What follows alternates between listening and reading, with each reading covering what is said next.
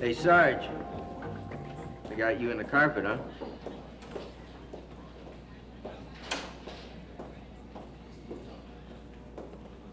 Oh, Fuzz. All they have to do is sneeze and somebody hollers police brutality.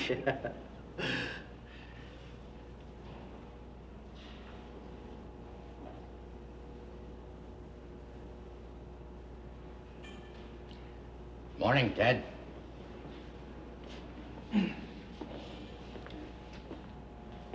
We're ready. Don't be nervous, Ted. This don't mean beans. Good luck, Sarge. We'll be rooting for you.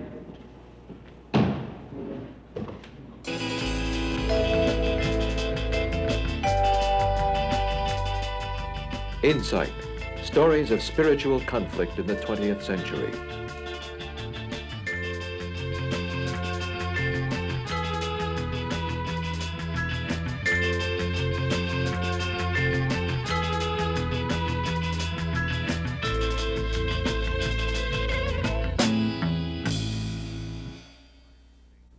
Our society is dangerously fragmented.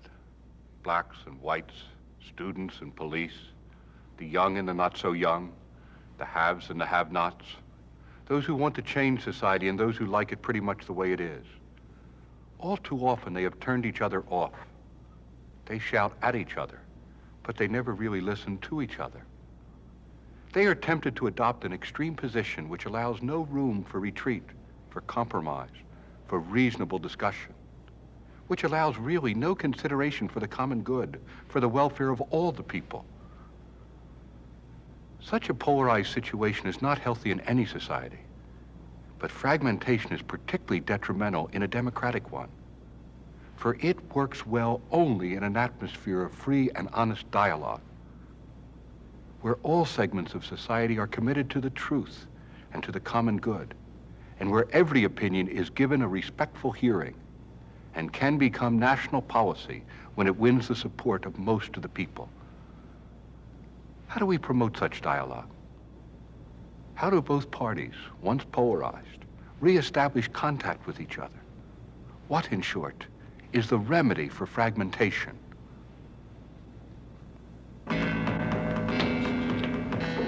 Sgt Stack, this is Councilwoman Carter.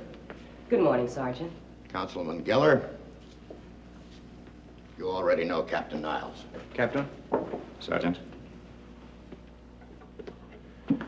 Have a chair, Sergeant. Matter of fact, let's all sit down and get started on this. I suppose you know why you've been called here. Vaguely, sir. Well, the four of us were appointed by Mayor Kimberling to investigate last month's Danker Avenue welfare march. Certain alleged instances of police brutality. Nobody's made any charges against you, Ted. No, that's true. You're here just to help out, answer any questions you can. There's one thing I want to make clear right from the start. This is strictly an informal investigation. Be no press coverage, no sworn testimony, no recorded transcript. In other words, Sergeant, the mayor's on the hook, and this toothless committee is his neat way of getting off. Well, I'm no particular fan of the mayor's either, Mr. Geller. But I do think he's trying to find out what happened. Oh, he knows what happened, Mrs. Carter. We had a police riot in this city, and he's trying to whitewash it. If that's your attitude, then why bother? Frankly, I don't know. I can think of a lot more constructive things I could be doing. Mr. Geller, the police force can't get any better until it understands that law and order includes protecting the freedom and the dignity of every individual citizen. Now, if there was a police riot and certain officers are guilty, I want them punished, probably more than you do. We don't have the power to punish. If, in our unanimous opinion, an officer has committed an unlawful act, then we have the power to recommend further action. The four of us couldn't agree on the time of day. I'm sure we could, Mr. Geller, around 5 o'clock in the afternoon. Very good, Mrs. Carter. I'm sure we're going to have a lot of laughs together today. Lieutenant, suppose we start this off with your reading Sgt Stack's service record. Well, he's done it all. Patrol cars, detectives, homicides, everything. Awards and citations, 1964. Commended for exceptional accomplishment. 1965, wounded in the line of duty. 1965, Police Medal of Merit. 10 years solid service. Made sergeant in 6. It's the quickest it's ever been done. Any questions about his record? Yes. What was the medal for, Sergeant? He stopped a bank robbery. There were 5 of them. He was alone. Is that how you got wounded? No, I was wounded during a liquor store holdup. Mrs. Carter? Yes. Are you married, Sergeant? Yes, ma'am, I'm married. Children? Yes, ma'am. 2.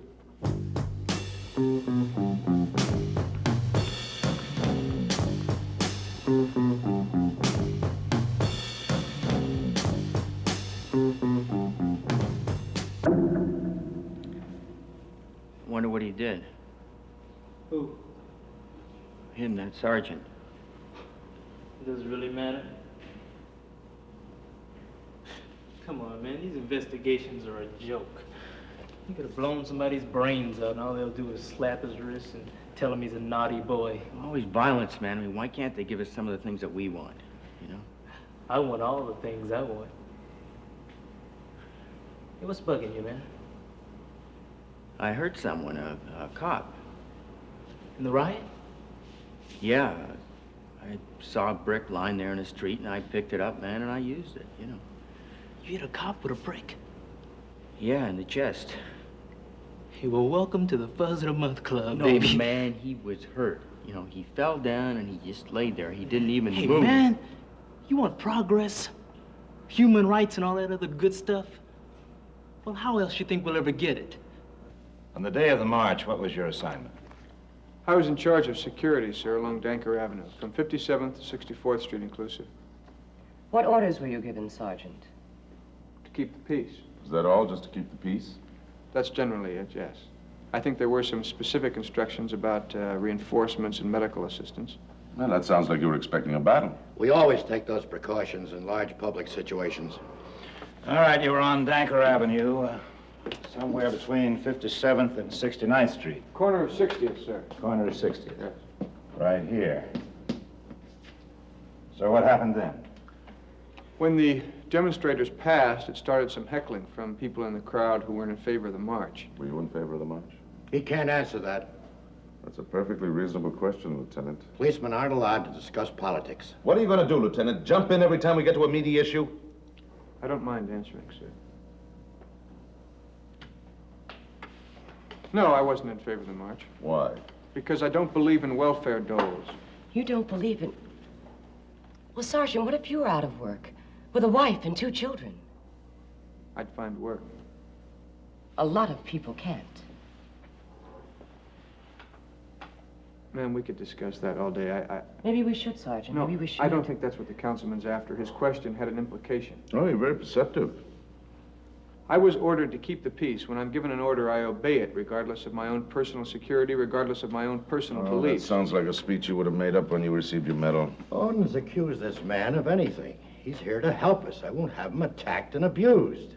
I just heard him say that he was in charge of an area that had the worst riot in the history of the city, and as far as I'm concerned, he's just as responsible for the bashed-in skulls as the cops who swung those clubs.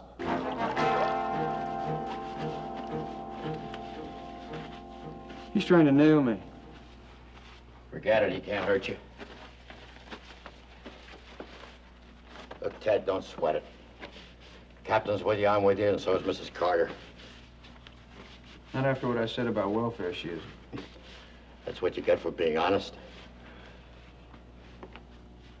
Tell you, someone else is with you, 100%. Mayor Kimberling. He'll do what he has to do. He's not going to let anyone hurt one of his boys. This heckling you spoke of, Sergeant, did it seem spontaneous, or was it somehow provoked by the people in the march? I think it was provoked by people in the march, sir. They said, well, some words I'd rather not mention in front of the lady. Well, you don't have to tell us what they said. Anyway, it did explode, and the college students went crazy. What college students? At the head of the march, there must have been about 200 of them. How did you know, Sergeant? I mean, how did you know that they were college students? I found out afterwards. After you bashed in their skulls. That's the second time you've used that expression. I don't like it. You shouldn't be afraid of accurate descriptions, Lieutenant. You're so biased, it's pitiful. I'm not one of Kimberling's yes men, if that's what you mean. Oh, come on. We're never going to get anything accomplished if we go on like this. Let's stick to the facts. Yes, please, let's. That piece. Go on, Sergeant. What happened then? They turned on us. You know what it seemed like, sir? It was as if the hecklers had been planted to set the whole thing off, to give the students some excuse. Well, that's so ridiculous. Does sound a little far out. It happens to be the way they work, Mrs. Carter. Who are they, One of Lieutenant? their basic tactics. Who the devil are we talking about? Troublemakers, radicals, liberals, pinkos. Oh, brother, I knew we'd get around to the communist menace. Well, you're naive if you don't think it exists. Then I'm naive. I have to agree with Mr. Geller. I think this whole communist thing has been blown way out of proportion. I know plenty of students in the BSU and the SDS, and they're no more communist than I am. Well, Mrs. Carter, communist or no, these student confrontations are sometimes planned. Now, that's a fact. It's true. Well, that still doesn't give him the license to say that this one was. Exactly. I said it seemed like. If you'll give me a moment, I'll explain. Go ahead. Take all the time you want. Provided you don't go past 5 o'clock. Mrs. Carter has to be home by 5 o'clock. We're dealing with very smart kids. Well, finally we agree. They know that one riot gets them more than all the talking in the world. Which is a sad commentary on our society. All right, the point is, when the heckling started, those kids went right for us, not for the people doing the shouting. You can ask any officer that was down there, sir. I'm sure it would sound like a tape recording. There was a day when the word of a policeman meant something. Yeah, thank goodness for progress. Thank goodness for policemen, Mr. Geller. When your house is robbed or your car stolen or somebody punches your hairy face. Oh, brother, I bet you'd like to do that.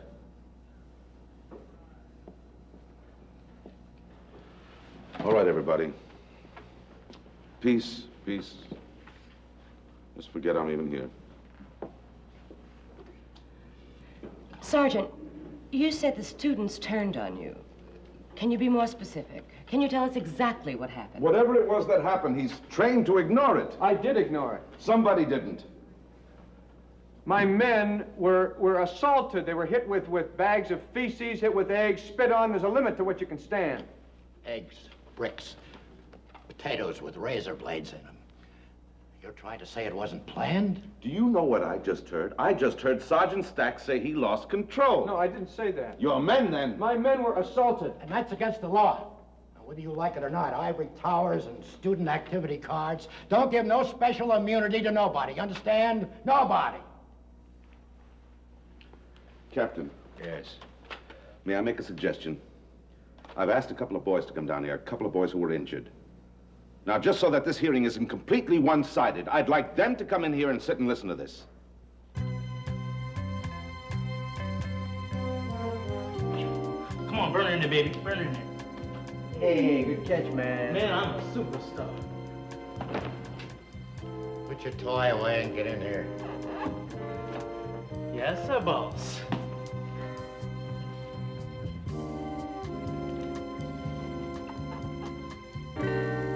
Sgt Stack was telling us what happened during the riot. In his opinion, the whole thing was provoked by you students. That's a bummer, and he knows it. You did this, he claims, by planting shills and hecklers in the crowd. And then using them as an excuse, you bared your fangs and turned and assaulted the defenseless police. Oh, well, I don't even believe this. It didn't happen that way. Hell no, it didn't happen that way. Look, boy, any more profanity, out you Don't go. you boy me, cop. I came here as a favor. Now I'll say what I please and I'll split when I please. Look, fellas, if you were injured illegally, now is your chance to get justice. Black lady, you ought to know better than that. You might be surprised. Whoever got justice by talking. Randy, suppose you tell us how the riot started. Well, up front in the march, there was a whole bunch of Miltons. Are you a militant? No, man, I'm a victim. Crybabies. Let him finish, Lieutenant. Go ahead, Randy. What about the militants? Well, when they got to, I guess it must have been about 60th Street, they started handing out leaflets. What kind of leaflets? Well, anti-war stuff, you know. What's that got to do with a welfare march?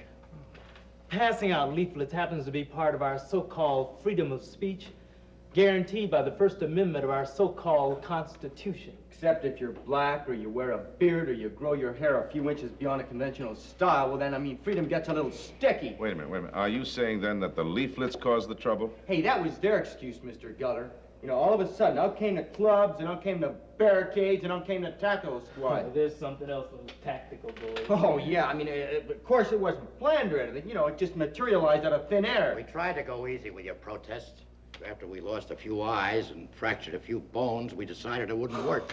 Did you, either one of you, see any marchers throw anything or abuse the officers in any way? Hey, man, it was a bad scene all around. You're not answering the question. Sure, man, that kind of thing happened, but only after it started. Well, let's hear your side of the story, Sergeant, about those leaflets. I personally didn't see any. You saying there weren't any? There were 1,000 people at the demonstration. I could hardly see everything. Then there could have been leaflets. I didn't see any. You know, Sergeant, it strikes me that you don't know how this thing started anymore, do you? I told you what I saw, didn't I? And there are two sides to every story, right? Right, Sergeant? I should hope so. So it seems to me as though we're whipping a dead issue. It doesn't really matter who started the riots. We're here to investigate certain charges against police brutality. Alleged police brutality. All right, alleged, Lieutenant. But let's get on with it. Sergeant, did you see any officer or officers take unreasonable action which deprived individuals of their rights by the law? Not without just cause, no. Oh, come on, man. What, blackjacks and I tear saw gas? people being handcuffed. I saw people being dragged into paddy wagons. Now, how else are you going to do it when you're being kicked and punched? See any officer or officers using nightsticks? What, sir? Did you see any officer or officers using nightsticks? No, I did not. No. Then where did all the bashed in skulls come from? Hasn't been one charge made against any officer in this department. And you know why. Somebody busted my skull, I'd sure complain. It's always a matter of identification, isn't it, Lieutenant? In the first place, all policemen's uniforms are identical. They all look the same to me. And there's pushing and shoving and confusion and people falling down and lights all over the Mostly place. they hit you from behind. So how can you possibly make a positive identification? Days, months, after the thing is over. Ever hear of badge numbers? Suicide. You want to die, just write down a badge number. Hey, besides, when you cops get rolling, you just stuff your badges right in your pockets. That's a damn lie! Hey, watch your profanity, boy. You're asking for it, you really are. Oink, oink, piggy. Yeah, oink, right. oink. Geller, you better get them out of here. Easy, Joe. It's a farce. They made it a farce. Believe it anymore. Welcome to the world, baby. Welcome aboard. Yeah.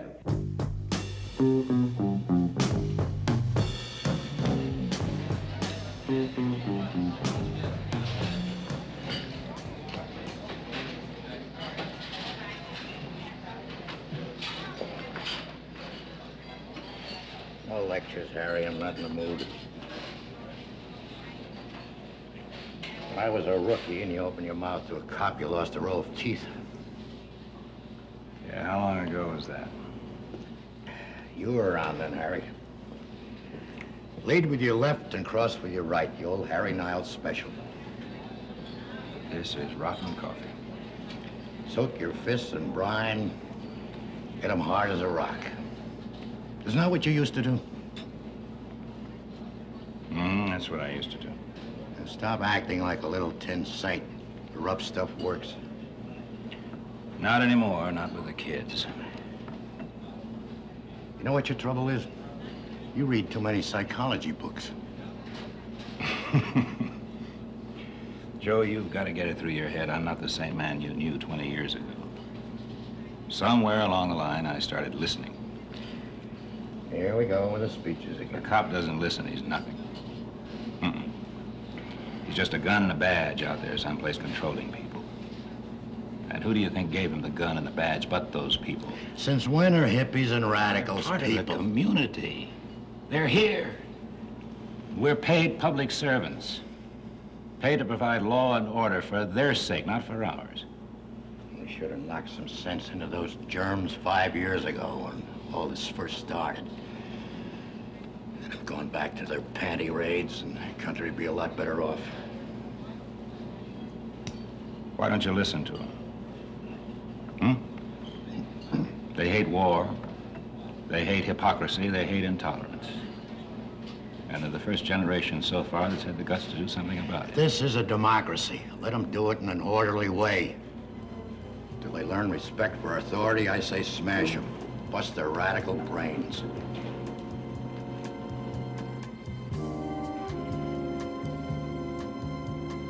The statement that Sgt Stack is about to make might affect his whole career. He asks only one thing, that he not be interrupted. I think we should honor that. Okay, Sergeant. I joined the police force 10 years ago because becoming a policeman appealed to me. My friends accused me of all sorts of things, of being lazy, you know, wanting power, uniform crazy, all that sort of thing. But I felt they were wrong. I think I was ambitious, but I was as well adjusted as anyone else. My first job, it was, well, things were pretty different then.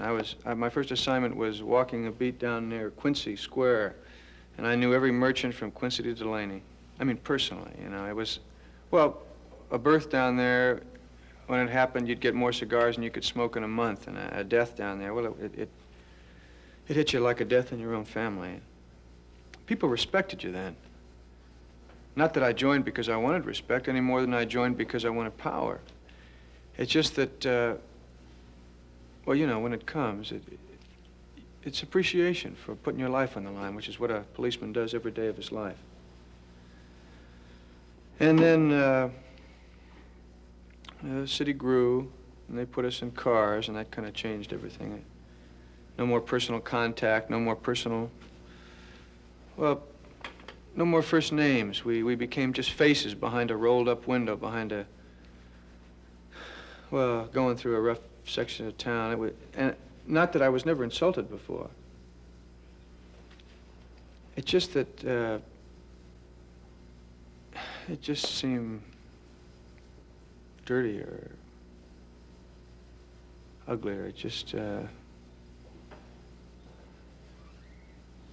change is an odd thing. It just sneaks up on you. I was 26 years old. I had 3 brand new stripes here in the sleeve, and I said to myself, I suddenly realized, you know, that we aren't the protectors anymore. No. We're the enemy. Sure, the kids hate us, the blacks hate us. Courts won't even allow us to do a good job. Look at the statistics. You want to know how we get recruits? 1 out of every 8 police officers last year was assaulted. I mean, I had to find a new place for my family to live. I wear civilian clothes to work. I change before I come home. I don't even tell people what I do.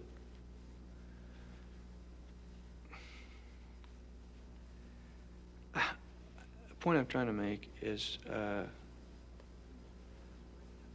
despite everything,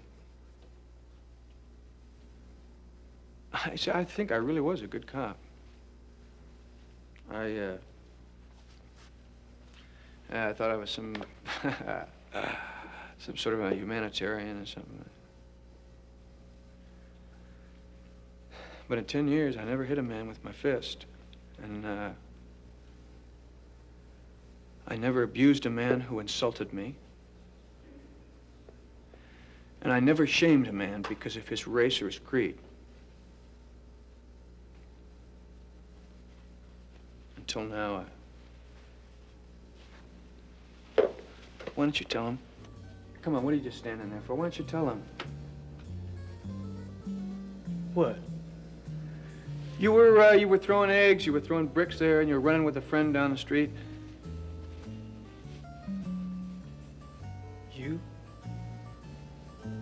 You hit me?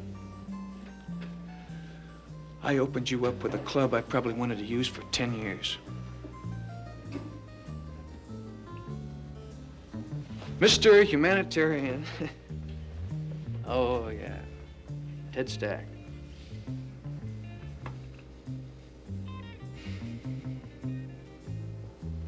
I don't know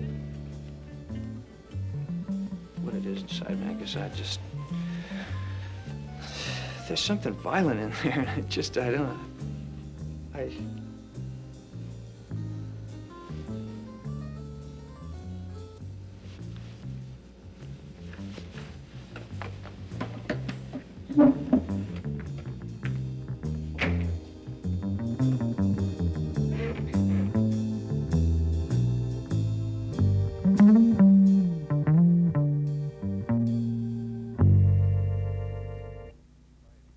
Societies are fragmented because they're composed of fragmented human beings.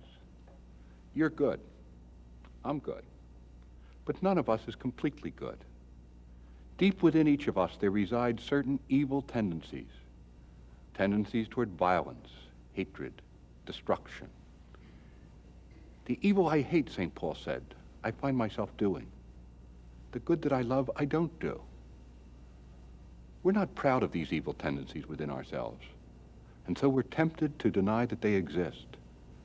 This is dangerous, because these evil tendencies can be controlled only when they are recognized and dealt with. Ted Stack has done this. He has faced up to the demon within himself, and because he has, he will be better prepared to harness and control that demon in the future. To be so completely honest requires great moral courage, and this is why Ted Stack, despite his sin, is an admirable character. Facing the evil in ourselves has another advantage, too. It causes us to gravitate in need toward the only being who is not imperfect. That being's God. He wants to strengthen us, put us together again, make us whole. This is why we call him Savior.